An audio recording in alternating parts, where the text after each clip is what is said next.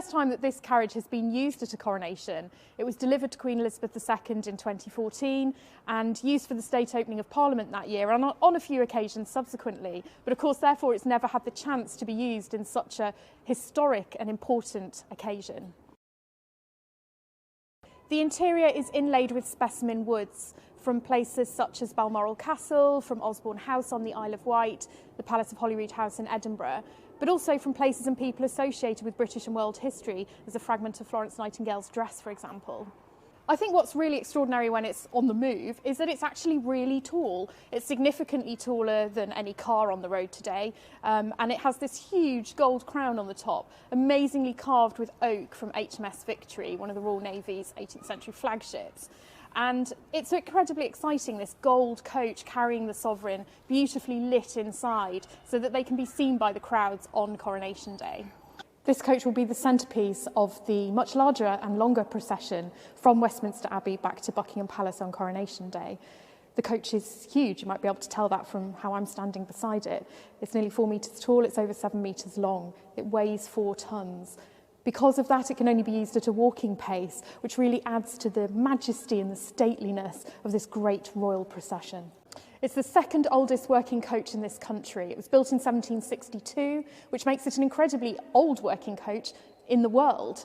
There are very few monarchies which have retained coaches working of this age, and therefore it's an incredibly special thing to see, really harking back to a couple of centuries earlier, a world we probably can't imagine today, of carriages and horses on the streets. Well, I think one of the most important things is it's really tall, so it's relatively easy to be seen in a procession from a really crowded street. I'd be telling them about the amazing gilded wood, these carved figures of tritons, these classical figures which proclaim the arrival of the sovereign. And unfortunately, because they're slightly lower down, it's covered in painted panels, works on canvas that exemplify what the sovereign in 1762, George III, believed that he would bring to his nation. So protecting the arts such as architecture and sculpture, protecting peace in this nation. There's figures of Mars and Minerva, the classical gods of war, but they're not at war, they're actually holding the British crown aloft.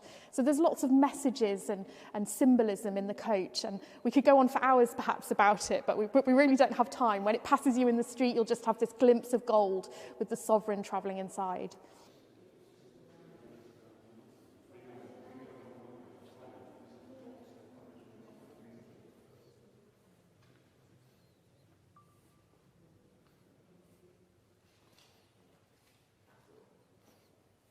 It's quite difficult to get it out of the here. Obviously it was not designed to fit in here, so we have to take down a window and the part of the wall to get the actual vehicle out. But with the amount of staff that we got, it's quite easy to push it out.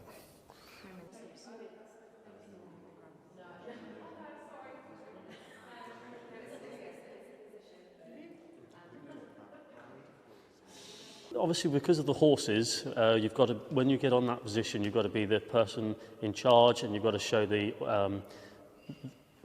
control to show the horses we're okay and we've got this, and it's all one big team effort. So we've got 8 horses which will be strapped to the gold coach, 4 postilions and walking grooms all the way around, and we're all there to make sure that the King gets there safely and returns safely.